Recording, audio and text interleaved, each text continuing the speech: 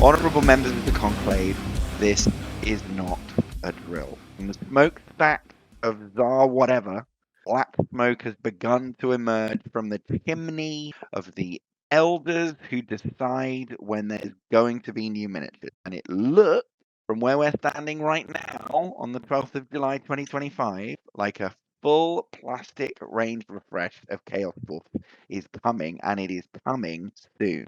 This is a special broadcast. We have arranged this because we want to capture our hopes, dreams, fears, aspirations before the reveal. As a piece of historical documentation, everything inside this podcast could be proven wrong. But right now, we just wanted to capture the energy that's crackling around the community and that's gotten Chaos Dwarfs Online's Discord server, which if you're listening to this, you are probably already on, past 800 members. It's also got the forum buzzing, and it's got Facebook buzzing, and it's got Instagram alight with people who are excited. And joining us on the Brazen broadcast tonight are two of those excited men. I'm your host, Chitz, but of course, joining me to host here is Jasko and Xander as well. Gents, hello. Hey, can you hear this? I don't know if this is picking going? up the microphone. That's my hands rubbing together. That's so excited.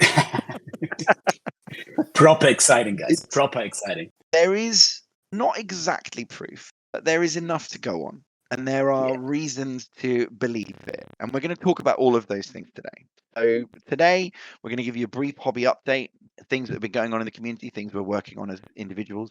Then we're going to talk about the upcoming Summer Warhammer Preview and what it is, why we're engaged, what we're thinking. We're going to talk about the Chaos Dwarfs Online Watch Party as planned. And tell you how you can get involved with that, and also what we're kind of hoping for and excited for about the community going into the future.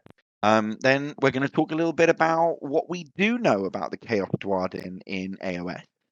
We're also going to check in on the rumor mill. Now, there's sources and then there's sources, but we're going to go through as much as we can, including the old stuff that got debunked. And then we're just going to do what everyone's doing. We're going to do our predictions for what we think the minis are going to be, what we think they're going to look like, and how we're going to use them. And then at the end, we're just going to glide back in to look at the old world, which in the aftermath of its big update has obviously got big questions for Chaos Dwarf players who prefer square bases.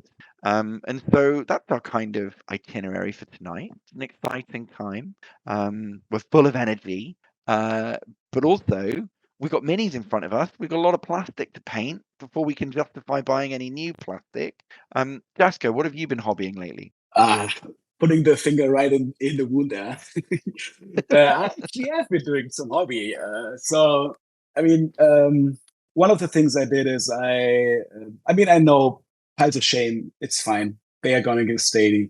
They're going to stay with me for the rest of my life. But what is not possible is to have unassembled minis. And so I have been working through my recently acquired old world models, putting together all the dwarfs I bought.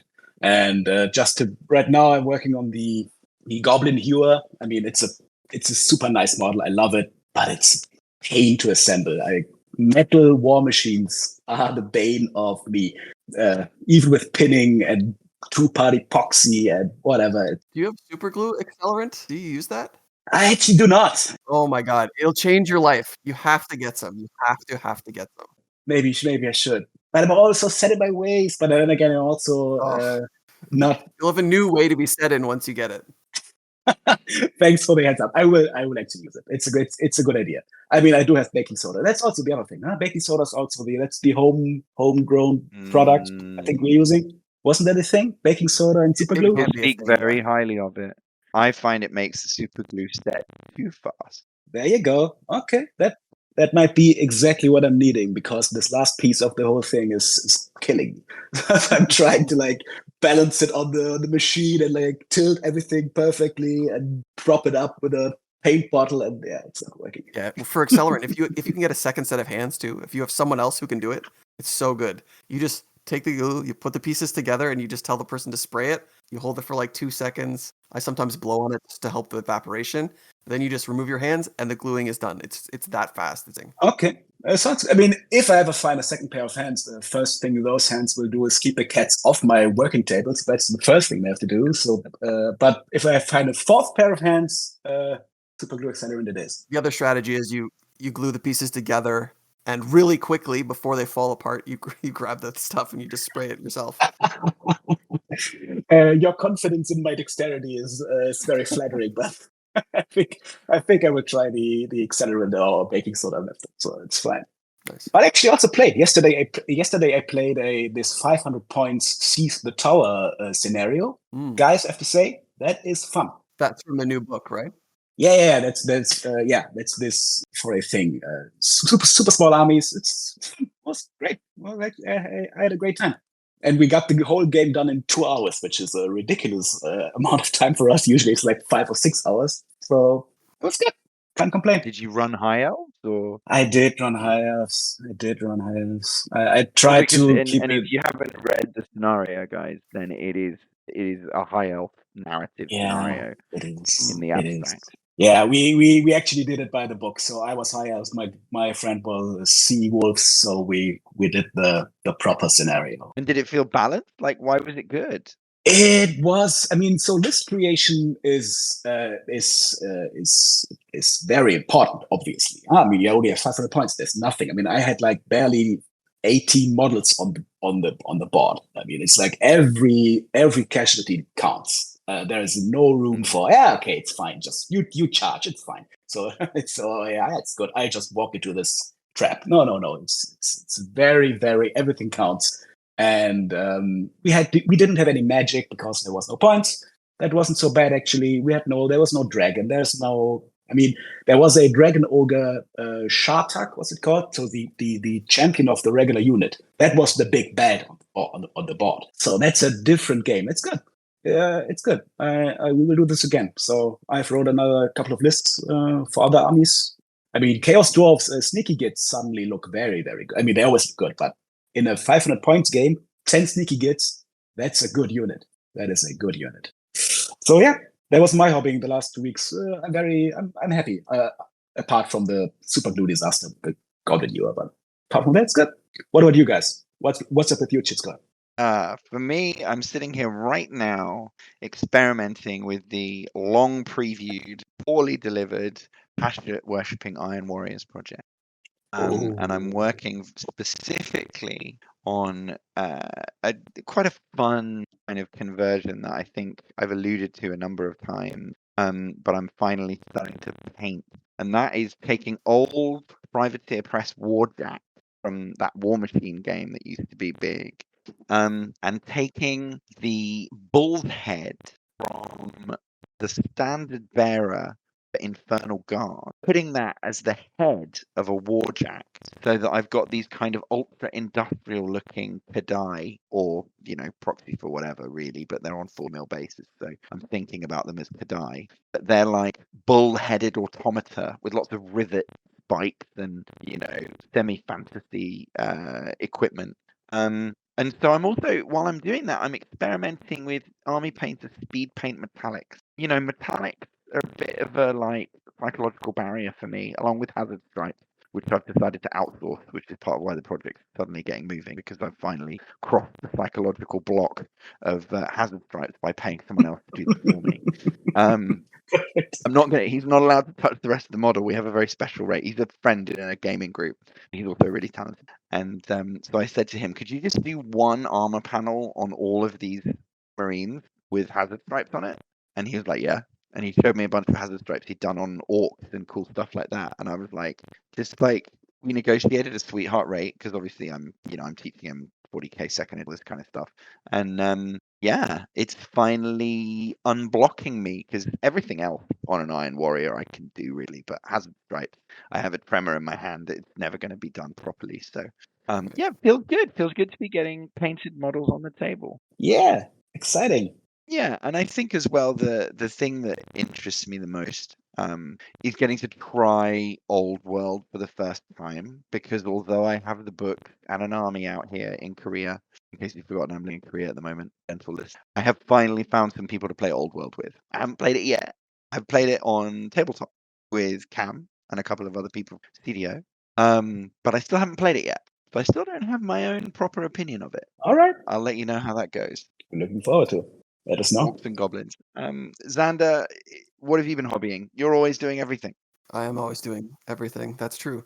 I'm working on my Chaos Dwarf army that I've been working on since Old World started. I put together a couple of YouTube videos, one of them featuring converting Blood Bowl Chaos Dwarf miniature. So that's a cool video. It's got an update of where my army's sitting for that one. Yeah, it's interesting. I tried to just take all the stuff that I had accumulated over the years, building my first Chaos Dwarf army that didn't really fit with its aesthetic. And I was just like, I'll just build a brand new army for Old World and put it on new bases. That way I'm not rebasing my old army.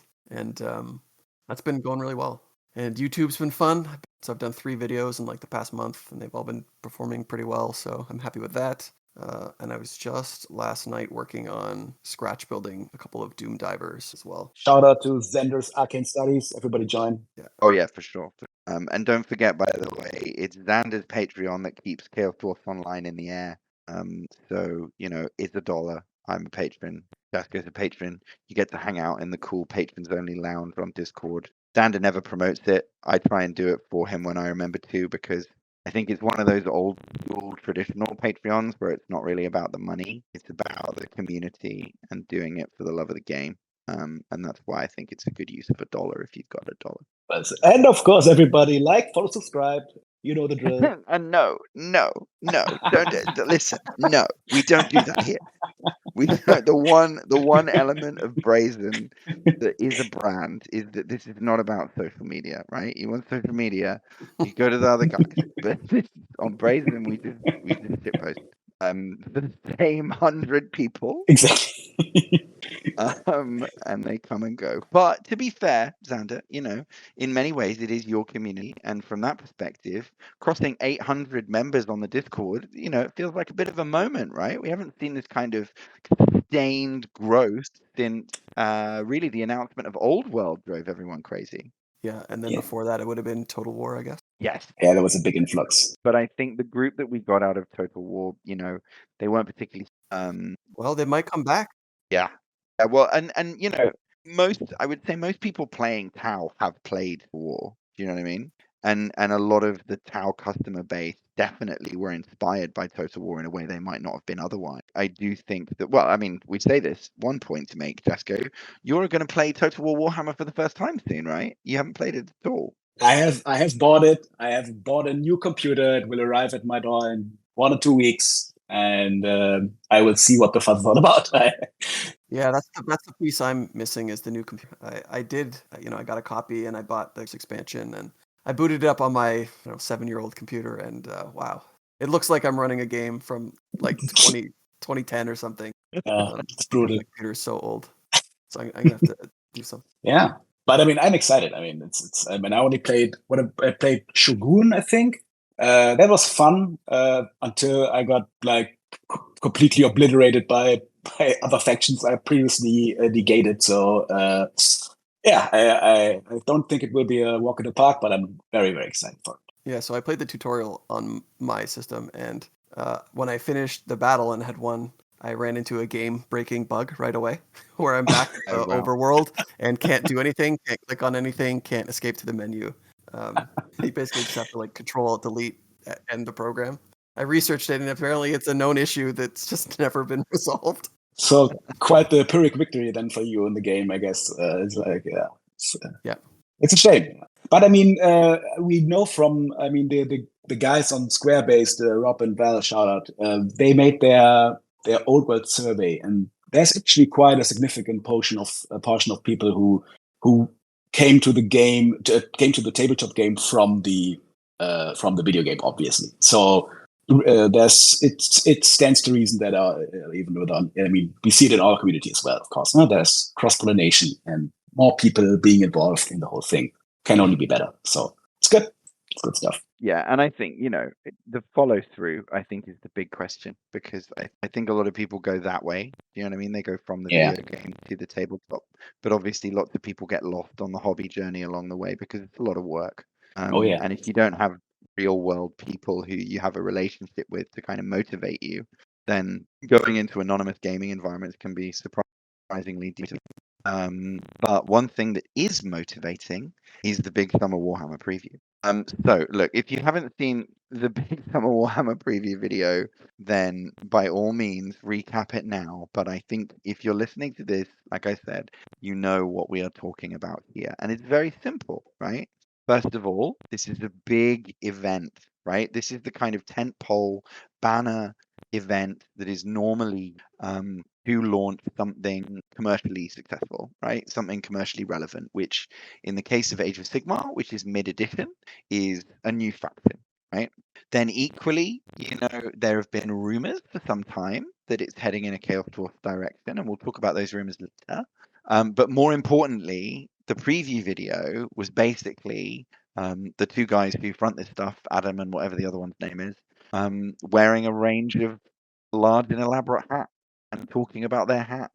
And, Yeah, and they start off also by saying like, should we put a clue? Should we put a clue about these upcoming armies, right, or this upcoming content? How could we do it subtly so that and wearing these hats and stuff. Yeah, and asking each other if they're big enough. Like exactly, they're asking. At one point they, you like this hat? Like, yeah, and he's like, not too big, is it?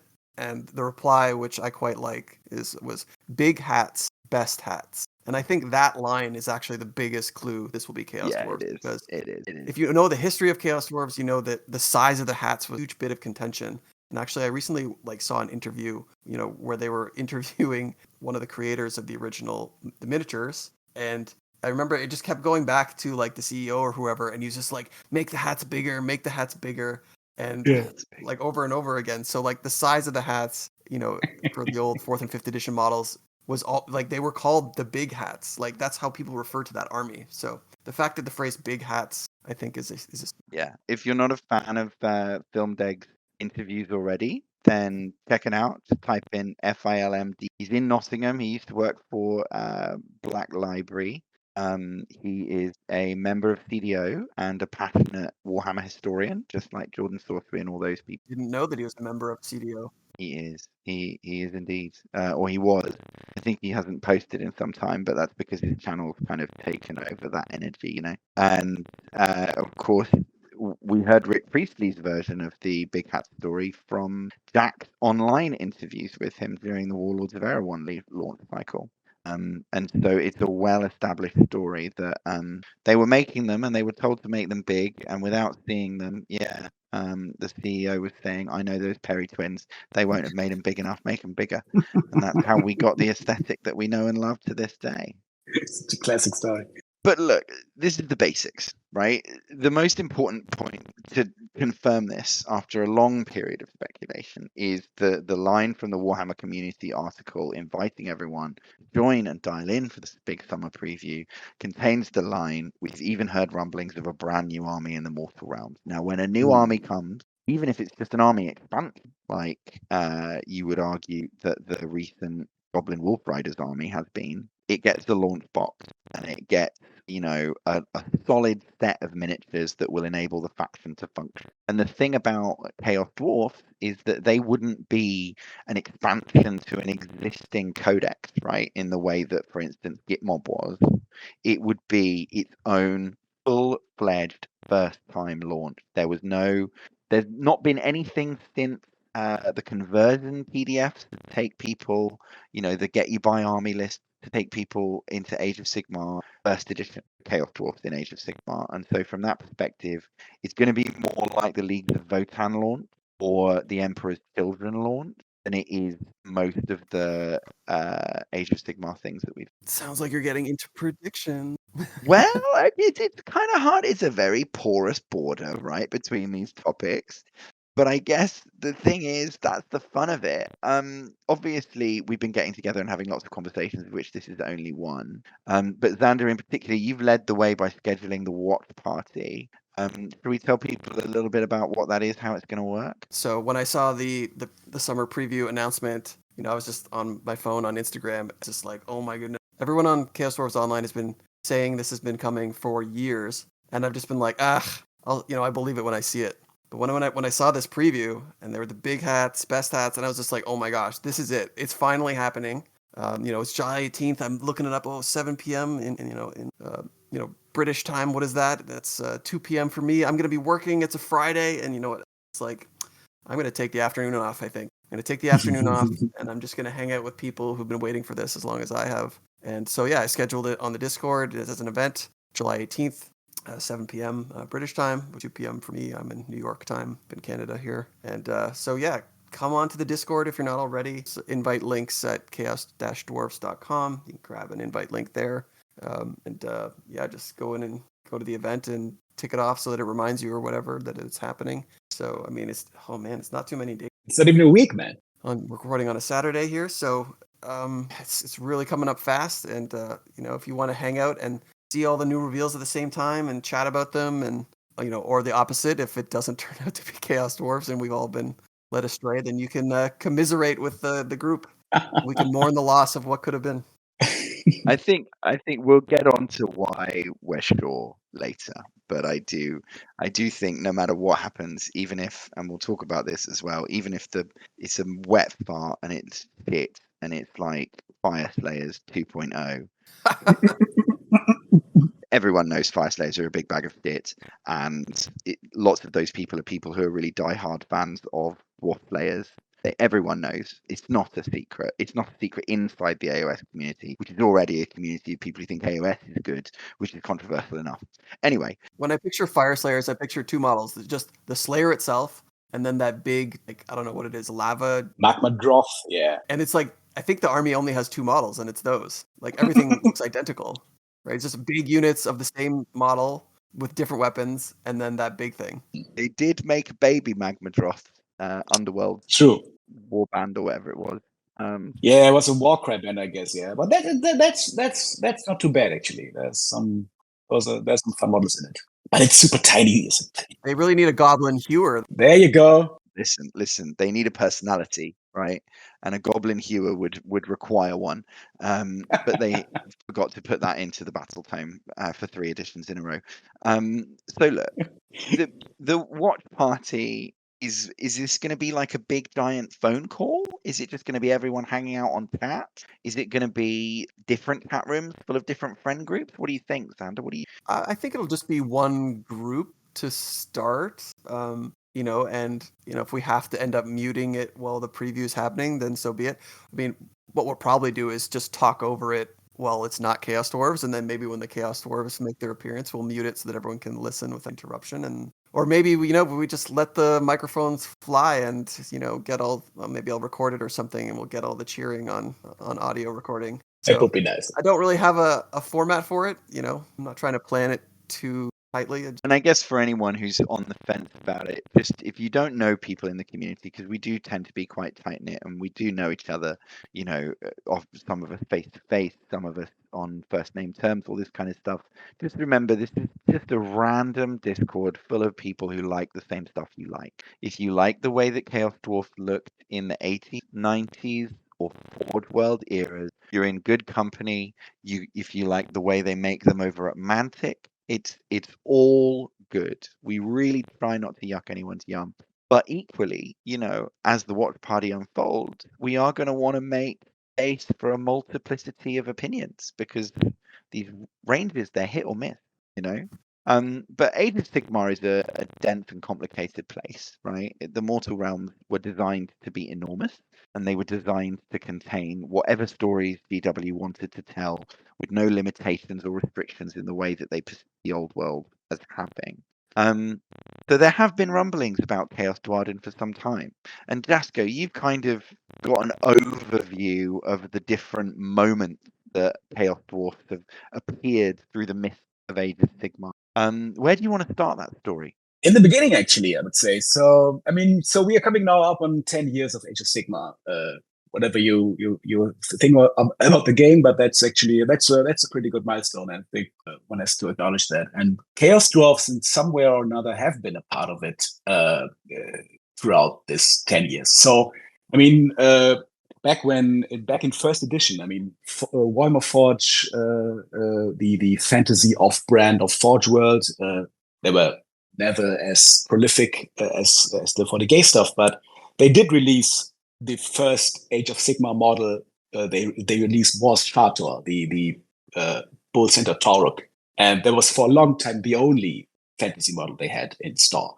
There was, even in first edition, you could still play the Legion of Asgard like in this kind of compendium style. As far as I am aware, I never played them. As far as I'm aware, they weren't too good, so maybe not many people did, but they were part of the game. And then throughout second edition, we had this Tsar Vyxa, whatever you want to pronounce it, thing mentioned. So a Chaos Dwarf settlement in Shaiish, which siphons off souls to fuel their foul industries.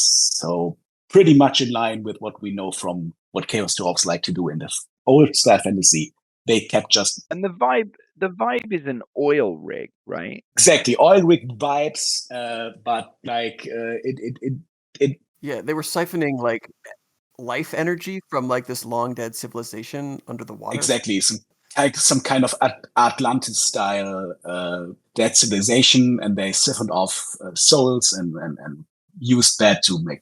Yeah, it makes me wonder if that's going to be the stand-in for the slave concept. Capturing dead souls rather than capturing living creatures. It could be, or it could have been, but they kind of abandoned the concept again. So this was they did this throughout second edition. So it featured in the battle tome of Sons of Behemoth. It featured in the Ossiak Bone Reapers.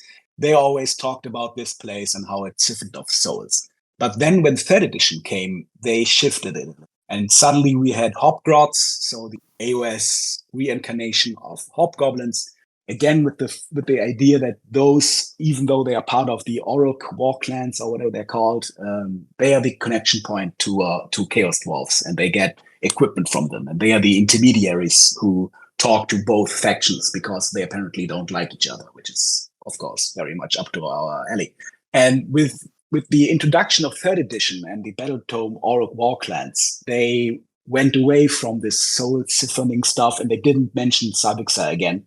But now they were telling the story how Hobgrots brought the Chaos Dwarfs, basically slaves, captives, and exchanged them for equipment. Very much like we are familiar with the stories back in Warhammer Fantasy. So very classic captives.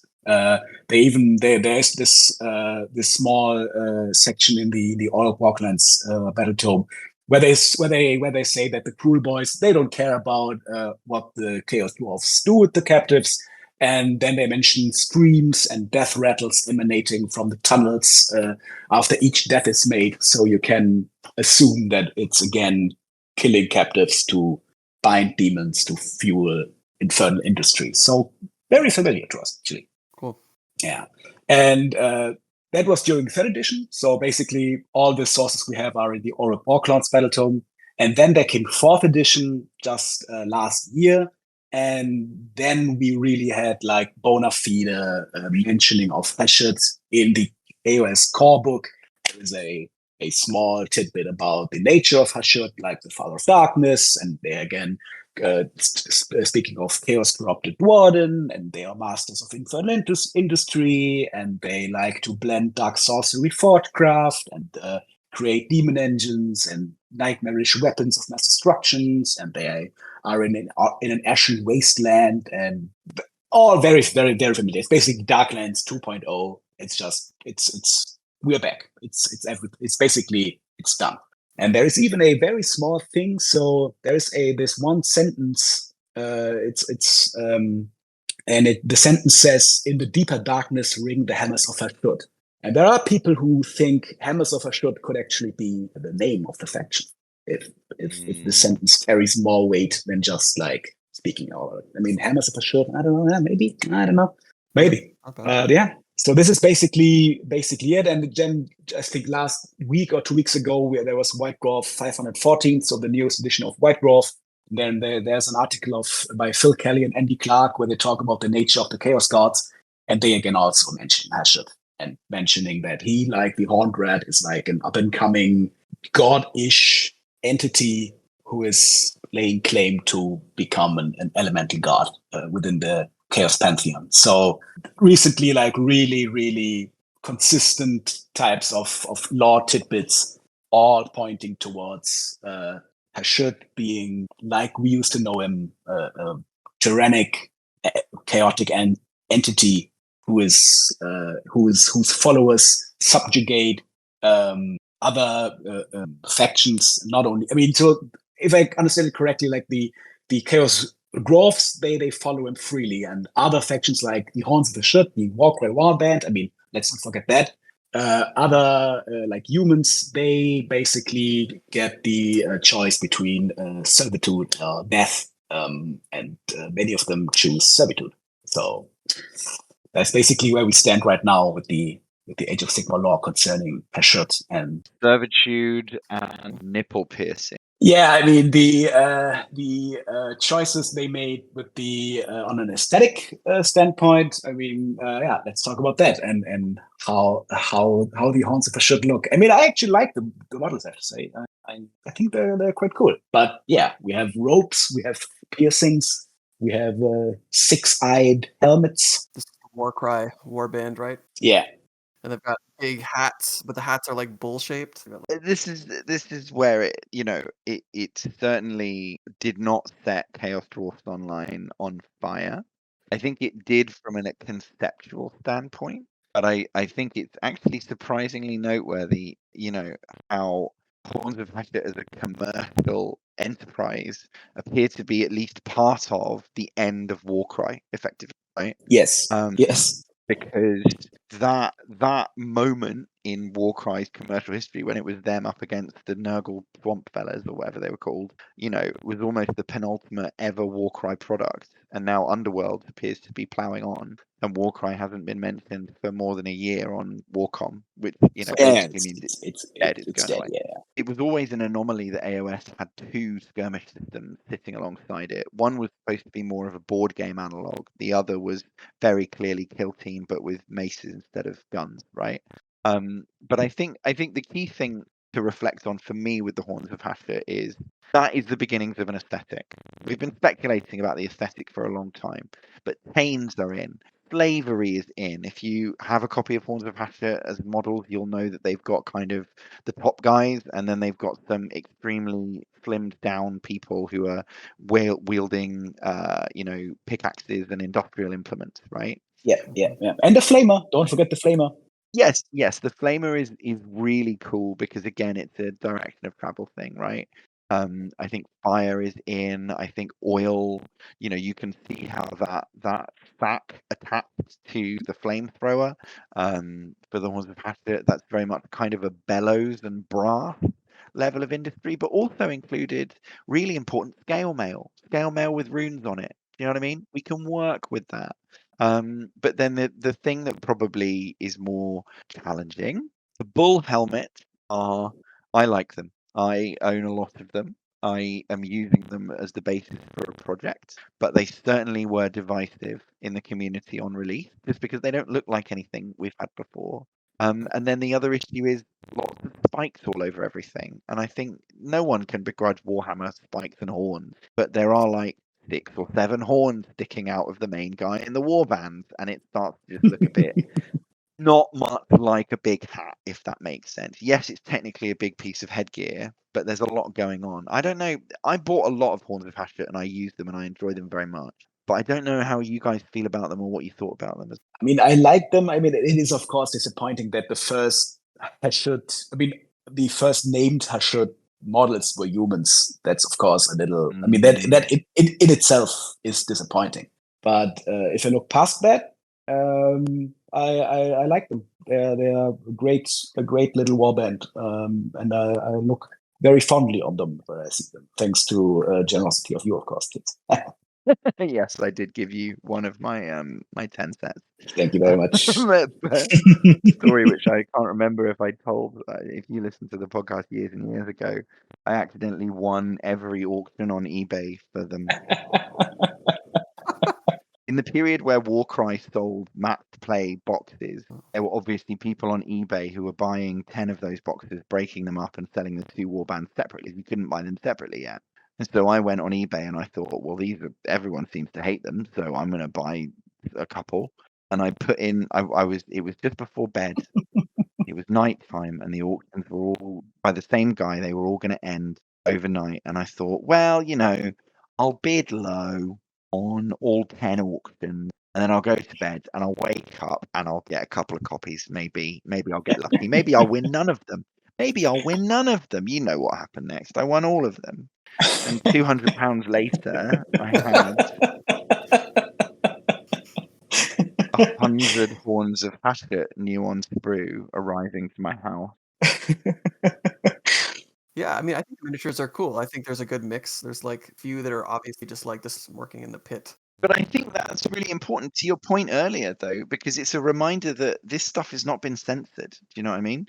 Hatchet might have been evolved, but he's not squeamish about slavery, which after the Creative Assembly decision to call the Orc slaves Orc laborers, a lot of people were worried that, like, CA's gone woke. But it's not that simple, right? Hatchet is still enslaving people, fucking shit up, and setting stuff on fire, which is great. I think maybe his center of gravity from a Chaos God's perspective might be a little bit not what I personally like to write about in the old world, but I'm not going to criticize it. It's there, it's canon, it's coming in plastic. What more could you ask for? Yeah. And I kind of like the idea in the warband where you've got like an overseer who's actually of the same faction as the slaves, right? That's a pretty common thing. Even like historical contact gulag, they put the captors, not the captors, but the captives in charge of other captives to sort of make the system even more perverse and crazy. So they've got like the elevated slave, which is the guy, the overseer, making sure everyone else is staying on task. It's it's definitely a cool concept that like they never really like for as much as previous Chaos Dwarf armies talked about slaves, there were never any miniatures. You just ran goblins, you just ran orcs, nothing was ever dedicated for that purpose. And this is really the first time that they ever had a dedicated, basically slave unit. Yeah. And it was Mantic and third parties that really introduced the idea of like people with whips on the battlefield, which is just such a missed opportunity from the original ranges, right? Like these guys driving these droves of slaves into battle, and it's something that Warhammer Armies Project picked up on. So in Greenskin slave regiments in Warhammer Armies Project, you can't have a unit champion. Instead, you can have a hobgoblin overseer, and instead of in the front rank, he goes in the back rank. And he's basically a normal hobgoblin, but he gives a massive leadership buff.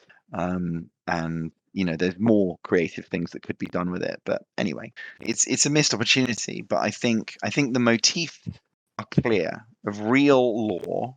Thank you, Justus, for taking us through it, because I haven't read any of those things. I don't own any of those books, and I don't read White Dwarf anymore. But it's interesting, Hatchet's back. He's very close to the way he was before. New visual designers have got their kind of grubby mitts all over it. But equally, we've seen what they could create with Horns of Hatchet. Maybe they'll pull it back a little bit. I'm optimistic. Scale mail's in there. Industrial aesthetic is in there. Oil is a perfectly reasonable vibe to go with. I think it's really interesting that Zarvictor was happening at around about the same time that Creative Assembly would have been talking to Hatchet concept. Because the Blood of Hatchet concept of like magic oil that is the liquid form of magic is like quite a big piece of lore that Creative Assembly just kind of dumped into the old world, and they must have done that working with Games Workshop, right? And AOS has a bunch of stuff like that, right? There's like ether gold and stuff. It would be the third time that Games Workshop had given a faction of dwarfs in Age of Sigmar a magic resource that they're tasting to the exclusion of behaving in a normal or nice way. I guess Warpstone is kind of the OG version of that for Warhammer. It is. That's true. But Oath Gold, I hate to say it, but going back to our beloved players, they are also hunting gold throughout the Mortal Realms. You may not be aware of this, Xander, but Grimnir got battered into like 1 million pieces of Oath Gold, and now they do what they do, not because they're players who are ashamed, but because they just want to like put their god back together by finding all the little gold bits of him. But then the Caradron overlords also, they are trying to get gold out of the clouds. That's what they mine. That's their business, and they're the business guys, right? They're like the fancy capitalists. But this is kind of, and then if we become like the sort of Daniel Plain view of this whole environment, and we're just like Oilers, I could get behind that, you know.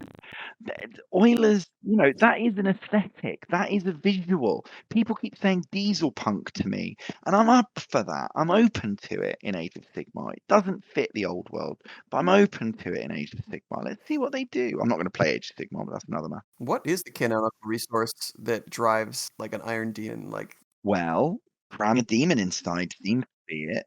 You know, Just cram a nice little demon, maybe what are these Steed of Slanesh called? Those guys. Just chuck it in. put a demon inside, antagonize it, and it boils the steam. Exactly. Great. Without needing to stop to. I mean, you know, that's slightly speculative because obviously, if you've read Tamakan, you'll know that they use a lot of very purple prose to describe it. But you know, realistically, when people make the demons of spicy batteries meme about the Chaos Dwarf, that is always what I've interpreted it. It's like it is steam technology, but it is powered by an angry demon. So look, that's the law as far as we can engage with it and have access to it and can see it for what it is and read about it on Warhammer Community and in the books and in the magazines and everything. But Jasko, tell us more about yourself. What's the state of play with this? What are people talking about? What do you think it means? All of that which I just talked about is of course collected works by many of the people in the community who have brought this together over the years, just to give credit there where it's due. And so the current rumor mill, it started basically, as far as I'm aware of it, at the end of last year when Age of Sigmar 4th edition dropped. So there have been rumors about Chaos Dwarfs will be a launch faction in 3rd edition over the years, and it's become kind of a meme itself within the community that Chaos Dwarfs are sure they're right on the corner, but right now they're really right on the corner, it seems. So let's hope that it finally is put to rest.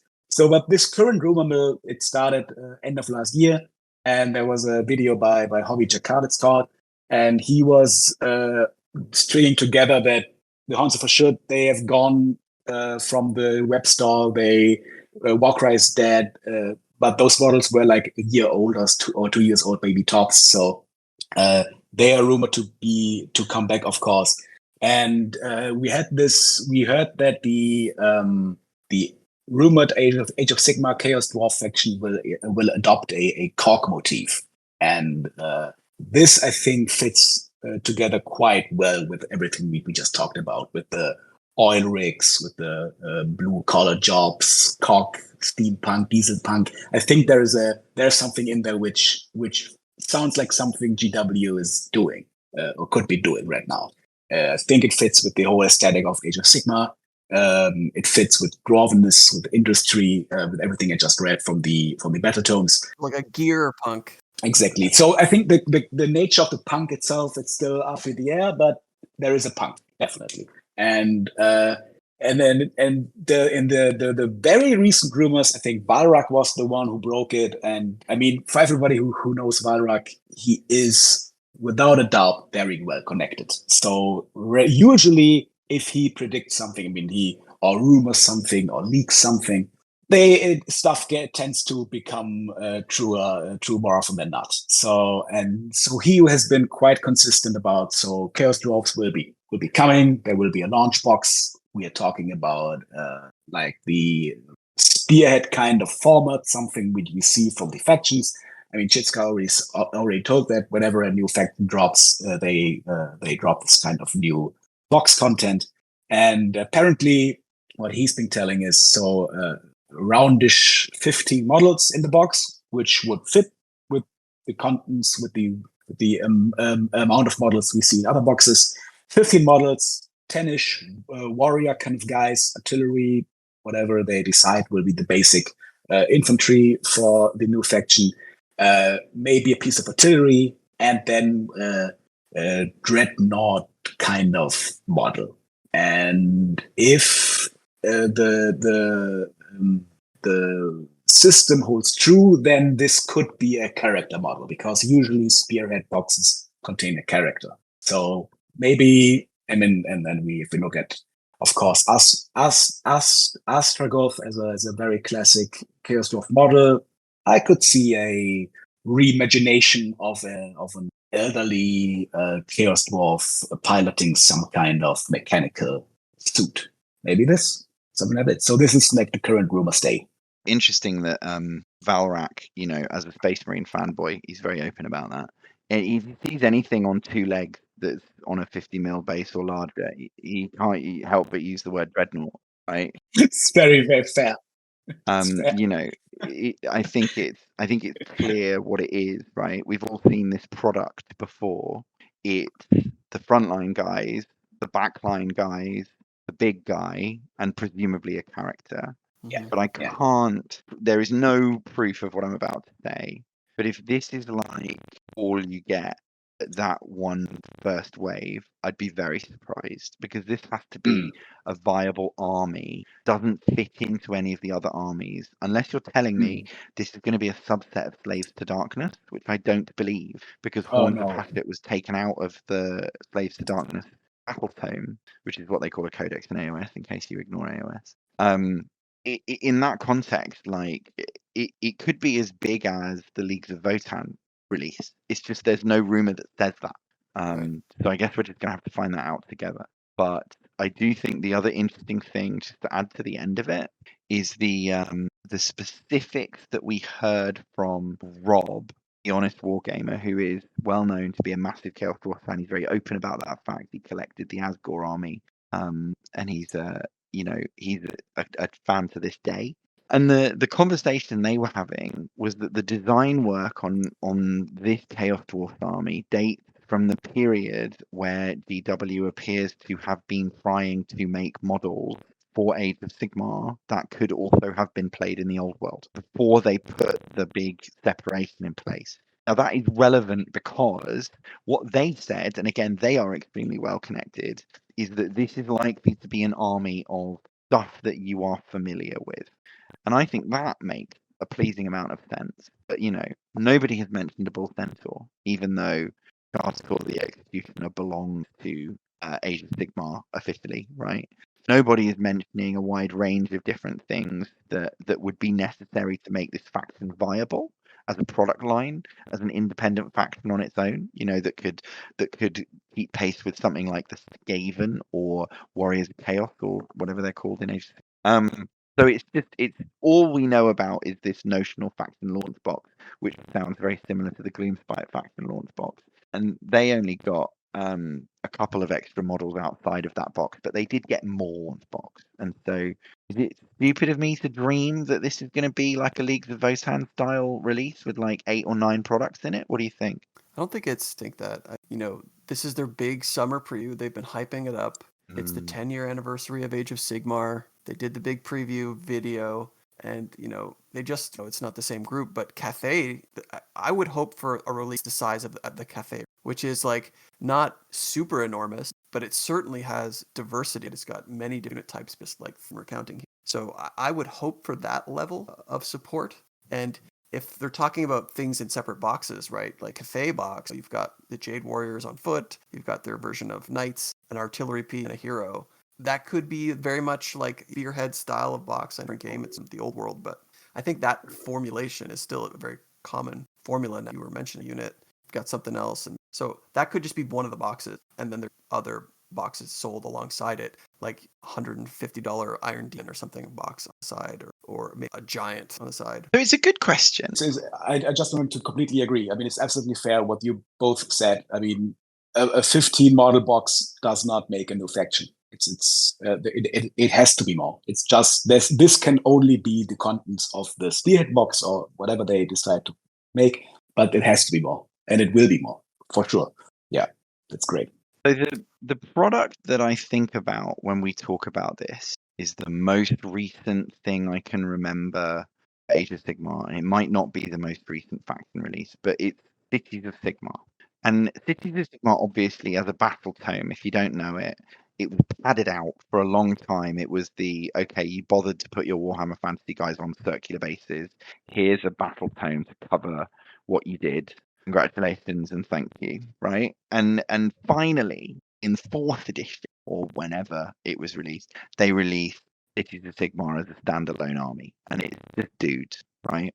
But in terms of the product that they got, if I count them off and I subtract the things, because I'm on GW, terrible website, what were they thinking? And I take out Warcry and I take out the stuff that can be reused in different factions like dragons and things like this. I'm counting like basic infantry unit, the fella standing on top of an ogre. Do you know the one I mean in the crow's nest? Sure. Right. A command squad, basically. I don't know what else to call it. The Free Guild Command Corps. It's like five or six personalities. A named character that's a bit like, the Cruel Boys fella on the Vulture. This is that lady on the Palanquin, right? A cavalry unit, a general, an artillery piece. Yeah, and they're a big piece, which I guess was the Manticore. Yeah. Sorry, Talia Vedra, Lioness of the Part. I skipped that. But yeah, you're right. They've got a big winged centerpiece, just like Cruel Boys have the big vulture, all of that kind of stuff. But if you take that all told, that launch product is basically 1, 2, 3, 4, 5, 6. Skip the infantry, 7, 8. About 8 kits, right? Now, when I say skip the infantry, what I mean is I'm just trying not to count the steel helms and the fusiliers twice. But to be fair, I think this was 2 waves, wasn't it? So the Cities of Sigmar, I think, came out in 2 waves, if I recall correctly. But still, I mean, yeah, it needs to be a whole faction. So that's for sure. But if we take it as a given, because obviously we can go back further in history and look at what they used to do for a launch faction. Like I think Slayers were about 5 kits, right, initially. Yeah. Slayers is a ridiculously small faction. And it was one of the first, right? And that was them trying to be like, our new product line is going to be small and perfectly formed and all of this kind of stuff. But yeah, I think the thing is, it will take probably 5 kits to make this a viable faction, maybe as high as 8, but you're right, maybe that would be separated into 2 separate mini waves, like waves that are quite close together, but nevertheless. Here we go. Cities of Sigmar, the entire magnificent range rules. So do you guys want to put your official prediction on the table of what you think we release? How many kits? Just whatever your predictions are. You don't have to make an exact prediction about anything. Just if you want to put a prediction in place, something to talk about after the launch to see how well you predicted things. Yeah, I think we have to put the money on the table a little bit. Yeah. Yeah. Right. Okay. Look, I think it's hard for me not to hide behind generic stuff, but here's what I'll say. I think you're going to get heavy infantry. I think there's going to be no cavalry of any kind. You're going to get an artillery piece. I mean, I'm not going to list out the things from the launch box, but let's take the launch box as a given, right? Sure. In addition to the launch box rumor content, I think you're going to see a big named character kit that costs £80 to £120, right? Sure. And that might be like a character version of the big robot or a giant bull, you know what I mean? Or someone riding a giant mechanical bull. The imagery of the Horns of Hatchet was not subtle. And also, we have giant winged bulls. That's a known Chaos Dwarf staple. It'd be stupid not to make a centipede-sized and shaped giant winged bull. Someone's got to be riding the giant winged bull. Normally, they make it, a character that can be assembled as a generic version if you choose. Do you think like a Taurus is going to be there rather than a Lamassu? Absolutely. I think Lamassu's too weird. I think you might get a Lamassu equivalent later on. Or you could see a small Lamassu. I don't think there's going to be. Let me just maybe just finish off what I'm predicting so that you guys can chime in. But I'm saying no bull centaurs and I'm saying no greenskins. I think this is just going to be your kind of Infernal Guard. They might even be called Infernal Guard. And then all of the rest of that work will be left for the future waves. You'll have a Bull Centaur wave, and then you'll have Horns of Hatchet that will play the slave role in the range, and they'll be in the battle tome, and they'll be repackaged as one of the products in this range. And what's your prediction for the name of the faction? I think it will be the Hellsmith with a Y of Hatchet, or no, that's 2. It'll be the Dark Blade Elfsmith. It'll be the bad guys, the really bad guy. I'm just thinking because you've got. I mean, one of the rumored names was Oathbreakers at one point, right? No. I That's remember gone. that rumor well because they released a book called Oathbreakers, which means they're not releasing a product range called Oathbreakers because the Oathbreakers in that book were not. But yeah, the Oathbreakers rumor, God love it. I remember that well. That happened when Dominion Box was released. A couple of guys in Texas. I think of Hachette could be in the faction name because we have Hedonites of Slanesh. You know, we have Zenith Arcanites. I don't see why we can't have Hellsmiths of Hachette. That's what I'm saying. That's what I'm going for. Nice. Good. I agree with a lot of stuff. So no greenskins. Yes, I think we will see a box of non-dwarfs still, besides the Horns of Hashut. So some kind of new kind of human followers we would see. I don't think we will see bull centaurs, probably period, to be honest, to my great sadness. I somehow I have a feeling I think they use this whole big heads is best heads. They use this as a dog whistle for us and to get us excited. But I think the faction will not resemble what we know and hope for, to be honest. So I don't think we will see blunderbusses. I don't think we will see bull centaurs. I think we will see a winged bull. I think you're right on there. We will see Infernal Guard style of infantry. We will see human followers or involuntary followers of Hashut. We will see the launch box, some war machine thingy. Could be an Iron Demon kind of. I mean, Iron Demon are massively popular and it's unique and it's cool. And I mean, the overlords have the flying ships. Let's have the Chaos Dwarfs have the tanks on the ground. It makes sense. And I think the other thing, just to add to that, Jasko, is that an Iron Demon is the perfect model that could be built in a generic version or built with a character riding on top of it. Exactly. So I think and then that ends up like 5-6 kits. I think that's the first wave, and then there will be a second wave eventually with whatever else they're cooking up. And as for name, I'm going with Hammers of Hashut. Hammers is weak, but it kind of can't copyright hammers. Oh, that's true. Damn it, you're right. It can't be Hammers. Hammers with Y? No, but no, you're right. Hammers is it's absolutely true. It can't be Hammers. Damn it. It's got to be an invented word. That's why we love them so much. Did think about it could be something. I mean, you see, I wrote this in the Discord at some point. So there's we have Silverneth, Idoneth, Lumineth, all these elven factions ending with a Neth. Maybe they find another word which ends on Dron, like the Kara Dron. They will go with this. So I say Hammerdron of Hashut. Sure. Nice. I like it. That's it. What would you? So come on, Xander. What's yours? Are you gonna go big? Are you gonna bring us home? Yeah. I think I'm gonna take it in a different direction from Jasko and say I think they are gonna lean into some of the older aesthetics. I think you are gonna see hats on regular warriors, and I think you are gonna see blunderbuss.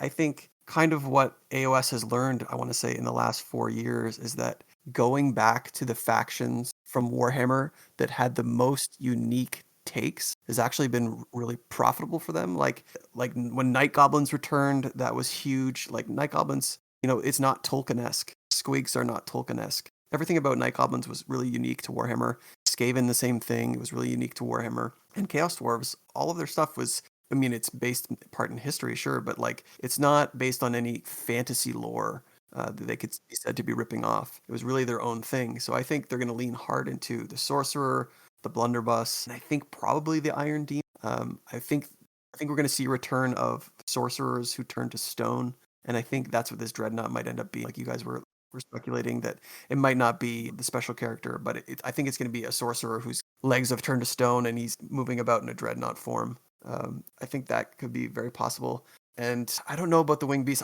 I'm leaning Lamassu, but I could totally see the Taurus making a return there.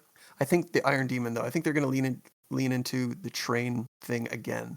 I think that was exceedingly popular. I think if they're, even if, this is Age of Sigmar and not the old world, I think success of the Warhammer Total War game expansion for Chaos Dwarfs, and I think the idea of having train that pull things around, I still think that's a very unique concept. So I think they're going to lean into those unique concepts that aren't represented in other fantasy war games that they could be said to have originated those ideas. So that's my guess there.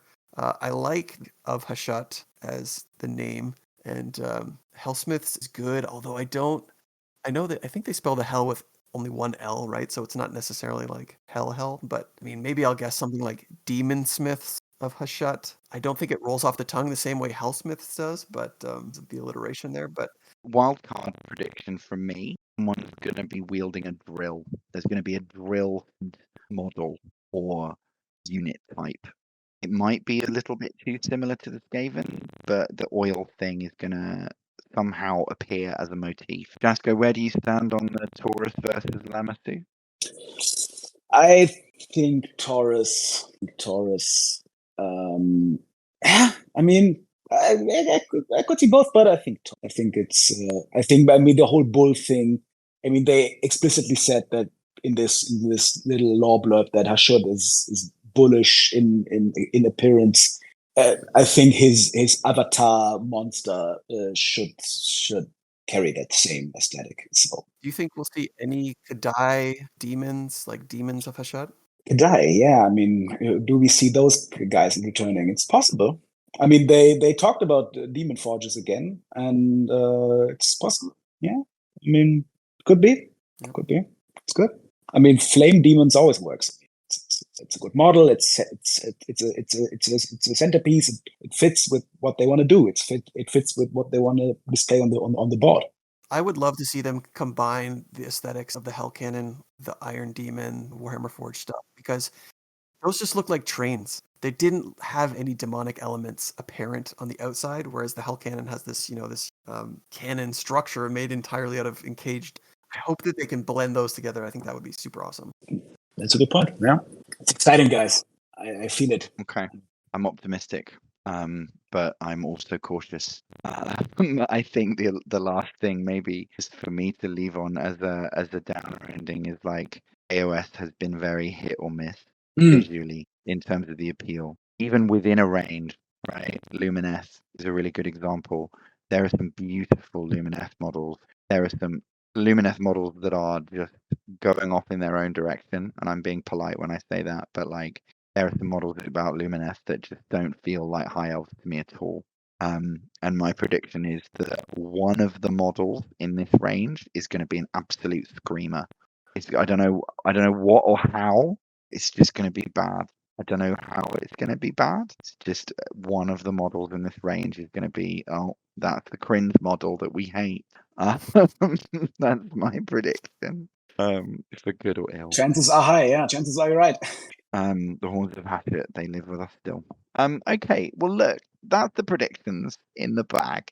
That kind of just leaves us with a reflection of, what if this doesn't happen? Or what if this is just a massive myth and they do something really random and weird with it that doesn't appeal to the community? And that leaves us with the thing that we've all been enjoying very much lately, and that's the old world. And the old world is a subject of passionate debate for both of our guests today.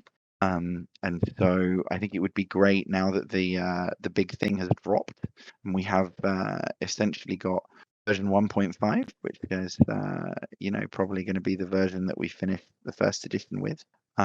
What's the state of the game? How's it going for you guys? I mean, Xander, how are you feeling about the old world, as a product range and what it means for us as Chaos Dwarf hobbyists? Yeah, I think the old world been great. I think I'm enjoying it quite a bit. I've played in multiple tournaments, not competitively, but to show up and have some fun. I think, like personally, I like dragons. I'm not a hardcore tournament player, but I like that dragons are hard to kill and they can kill a lot of stuff. Yes. Probably it's a bit too much, which is fine. So I'm not one of these people who necessarily think they need to be toned down a great deal.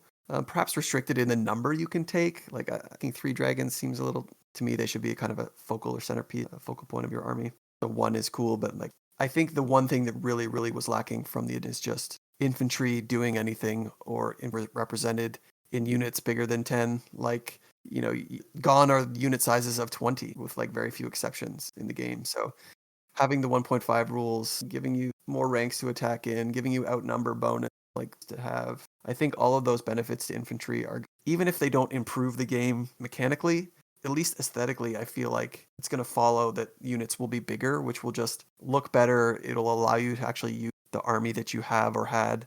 Like the current Chaos Dwarf army that I'm building, I've got some of Bagrenor's, John Blake's old Chaos Dwarf designs, and I've got like a unit of 20 hand weapon and shield and a unit of 20 great weapon guys. And I put them together and I put them on bases.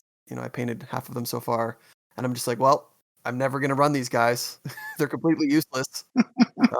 You only can really take the guys with guns because those are the only ones that are viable from a list building perspective. But, maybe that will change now. So I'm hopeful that I'll actually those guys. What about Cathay? There's been a lot of chat, Xander. Yeah, I think Cathay is incredible. I bought the Arcane Journal for its release. I read it cover to cover this week. I think it's just super cool. I mean, I've been playing since 4th edition coming into and you've read about this stuff for so long. We had sprinklings of other factions with Dogs of War like Araby, Talia, and I've just always thought, this is the roadmap, right? Eventually we're going to go to all these places and have armies for all these places. That didn't turn out to be the case, but now that we've returned to seems like opportunities are endless. Just the sheer number of kits that got for Cathay, I think, has impressed people. It's all modern plastic, including the difficulty of assembly in some cases. And I just think it's really super cool, especially since the genesis of the faction aesthetically is from a video game. Crazy. Like, I know that they went to Games Workshop and got it all set up, but this is coming because of that game. I think that's, it reminds me a lot of just how much effort early Chaos Dwarfs online members put into our faction. And it felt like that energy that we put into it eventually led to the Warhammer Forge of the Legion of Asgore. So I feel like that community groundswell, that grassroots building of hype and excitement can take us almost anywhere. It seems like this Cathay release being an example. So I'm really optimistic about the state of Old World and going forward. And I'm really curious what else they're going to do because, yes, they could go back to those legacy armies, do them. But, with this hard line in the sand between AOS and the Old World, that seems unlikely even now, even future. I feel like it's going to have to be a little while longer before they go back to those. But in terms of making new armies, I'd love to see that. I'm happy to use the legacy lists for all the old factions. I'd almost prefer to see new army in a weird way. And Jasko, you've been playing a lot of the Old World. You've been talking about the rules even more. Where's the game at for you, and how's it feeling as a Chaos Dwarf player? I think it's in a great place. Obviously we can't be super excited about how Chaos Dwarfs are sitting there right now with the other legacy factions, for sure. I mean, the good thing is about the Warhammer Fantasy community, there will always be rules. I mean, people will always make rules for Chaos Dwarfs. There will always be community projects which will make them viable, outside of official tournaments, of course. But there will always be a possibility to play with your own models. And I sorely hope that Games Workshop keeps including us, at least at this legacy state. So when Old World 2 drops, I hope at least we will get, again, legacy lists for all the factions. I mean, I really want that. But apart from that, I am excited. I mean, the game is fun, it's great. It has problems like every other edition, every other game always has. But it's a good thing to have a Warhammer Fantasy rank and flank game from the biggest company out there. Rising tide lifts all boats, yada yada yada. More people are playing the game. More people then say, I don't like this game. I play Warhammer RG's Project, or I will play 9th Age or 8th edition or whatever. So to have the thing again in the center of the hobby community is great. It can only be good. And if we believe the guys from Squarebase, and I have no reason not to, the sales are very good. I mean, we see this in the yearly reports from Games Workshop. It's massively successful. The models are not available for long periods of time because they're just sold out. The scope of the project has grown. All these phrases which have been dropped. I'm right there with Xander. I think Kislev will be great. We will see Dogs of War. At least those two are basically a given at this point. I'm excited. I want to see Winged Lancers again. I want to see Bear Cavalry again. I want to see the old Dogs of War made to order. I mean, this will break the internet when they do this. if you can buy Bourbon of Catraza at Games Workshop, the server will crash. So this is all has me very excited, very very excited. I like it very much. And I want to give one shout out, which essentially introduced a unit to the Chaos Dwarf army that it's never had before, and that is a Black Orc riding a Wyvern. It seems to be a part of every competitive list, which has been really fascinating to see. It's kind of awesome, and something that, I mean, if it continues to be legal going forward and viable, something I've actually wanted to do is to sort of make some sort of greater demon of Hashut model as a stand-in for Black Orc on a Wyvern, like a Kadai with fiery wings or something like that, almost like the Destroyer, but something that can fly. And I just think having Balrog. Yeah, something like that, right? Where it's like this giant fiery demon of Hashut, and I think that would be a cool centerpiece that will seem somehow more Chaos Dwarfy maybe than a Black Orc on a Wyvern. Fair. I'm looking forward to the video on YouTube, man. Yeah, that'll be sweet. Maybe just one word of caution. As an owner of Horus Heresy 2.0, something very surprisingly big for Chaos Dwarf happened in Heresy. I know that we don't know about all of this alleged drama between SDS and the main studio, but I also know that if you imagine that it's taking place, underneath a big cover, and we can't hold up the drama and see it ourselves, but we can feel the shape of it and we can see the outline of it. And in the new Horus Heresy rulebooks, according to the leaks, which are photos of the rulebook pages, there has been an even bigger move of old customizable options into Legends lists. And this move aligns closely with what can physically be assembled in plastic by the models in the box. So basically, in the majority of cases, it appears that the things that are gone from Horus Heresy 3.0 are the things that Games Workshop does not sell to build. Now, in the case of Heresy, that's fine because they just issue Legacies PDFs and it's fine. But the question must become, number one, now that we know that Horus Heresy 2.0 only lasted 3 years, how long is the Old World 1 going to last? And question number two, if the Old World 2 is as different as Horus Heresy 3 is from Horus Heresy 2, i.e. invalidates all previous books, which I expect it would be, then will we get a second set of Legacy PDFs? Or will the Legacy PDFs be left behind in 1.0? And no one knows the answer to this question. However, if the move is very specifically targeted at can you build this model in plastic out of the box? And the answer to that question is yes, Chaos Dwarf players can now build and paint an army and play it in Age of Sigmar. It may not be the case that SDS is permitted to give us a second round of Legacy PDFs. As we know, they have already said that they are not allowed to support them or issue updates to them, which is why we got that ridiculous clarification and typo error amendment round of balance changes, which was just balance changes, but they pretended it wasn't. I don't know the answer to this question, and I do know that if SDS could give us Chaos Dwarf PDFs forever, I think they would. However, we cannot rely on that. Yeah, I think Horus Heresy troubling precedent being set. I don't love the idea of them rewriting the whole in a way that will invalidate the current rule sets. I think there's some hope that they understand that a huge driver in this game were people that left the hobby and came back and who are very interested in preserving what they think Warhammer Fantasy is. And I think the update to 1.5 in the FAQ is steering still in that direction of more, representation of what Warhammer ought to look like, at least from a model count perspective, number of models in a unit. But it makes me a bit nervous for sure. I mean, I like options. I'm not a big fan of where 40K is, where you buy the points and there's no options at all. Oh yeah, it doesn't leave a lot of room for creativity, and since particularly our community is one that's thrived on customizing its models, it doesn't sound great. Yeah.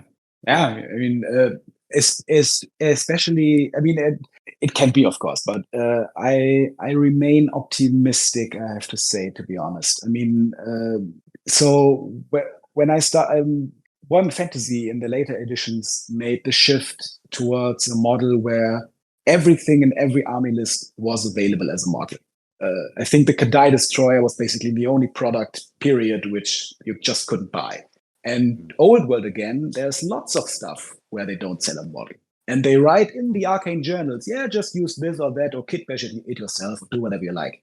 So they have gone, in my view, they have gone back to a model of the early 90s or late 80s, where they only gave you a rough guideline to play the game. And they sold you a couple of models, but more often than not, they didn't sell any. And I was pleasantly surprised that I read in many arcane journals, yeah, think about it, it's a great hobby opportunity, like the baggage train now for match play. They don't sell baggage trains, at least at this point.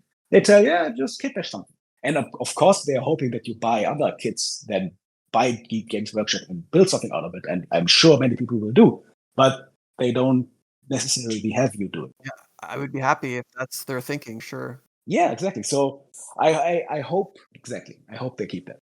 And we will see. But there will always be, as I said, there will always be somebody who is like, I will play Chaos Dwarfs, you cannot stop me. And people will convert the legacy PDF to Old World 2, and every independent tournament will allow it because it's awesome. So, but yeah, of course, it's a difference if it's officially if it's an official document, and I surely hope that Games Workshop keeps it. I don't know how it is so much with 40K boxed products, but is it very common to have a 40K unit that you can build as one type of unit or another, like it is common in, say, AOS, where you can build like, a Hedonets of Slanesh unit as either one variety or a different unit entirely?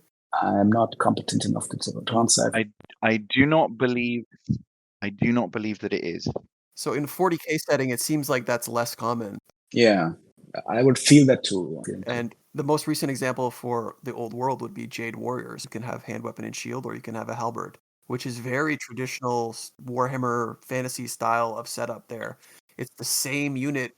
It's not a different unit even like it is in AOS, right, where you have a separate war scroll. It's the same unit. You choose their armament, which is very fantasy. It's a good point. It's a good point. Yeah. Thing that is potentially too positive to be true, but that I want to make as a counterpoint, is that if you view the DW business cycle as being Warhammer, Age of Sigmar, hobby release, right?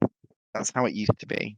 The 3-year cycles, when they were introduced for 40K and for Age of Sigmar, it was like stuff like contrast paint that was being introduced in the 3rd year, right? It was a big hobby product, and neither of the other games was getting an addition. If you now have a 4-game structure, one of two things will start to happen. Number one, every game will move to a 4-year cycle. So the main studio, AOS and 40K, could potentially be allowed like room to breathe a little bit and just slow down their codexes, or still do their codexes within 2 years, but then give themselves 2 years before they move to another edition. That's a possible business choice that you could make if you're running Games Workshop. Alternative point, you have 40K year, Age of Sigmar year, you keep them at 3-year cycles, and then the 3rd year is SDS year, and SDS get to do whatever they want. And if they want to do a new edition of Blood Bowl and a new edition of, Necromunda, and that's what they say they're going to do for their big summer tentpole release that's got to keep the share price up, then that's what they do. And if that's true, then this might be the only 3-year edition of Horus Heresy. Horus Heresy 2 might be uniquely fucked over, because now that the old world is selling really, really well, instead of it being 1, 2, 3, 40K AOS Heresy over and over and over again, it could be 40K AOS Heresy, 40K AOS Old World. Now, 6-year editions, I feel like the community could really, really get behind that. Do you know what I mean? Oh, yeah. After 6 years, actually, you do kind of crave a new, because stuff builds up. You know what I mean? And maybe sweeping away expensive books is not popular with anyone, but like, I mean, that's an optimistic prediction. I think that's optimistic, and I like it. I think I certainly have been feeling book fatigue, and I think a lot of the enfranchised players feel the same way. I mean, even after I was in the hobby for 10 plus years, so I was a veteran, I was well enfranchised and still looking forward to new editions. And at this point, I think it's almost universal. Dread the new, they don't want the new edition. They want it to be spaced out longer in between. They want to feel like, oh, when is it going to be our turn? And that still happens to some extent.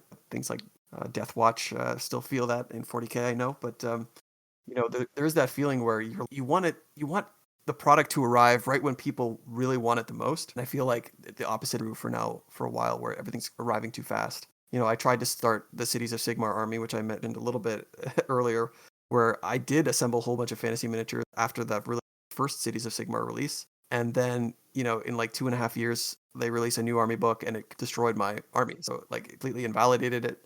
I also had started like a Hedonites of Slaanesh / Warriors of Chaos army.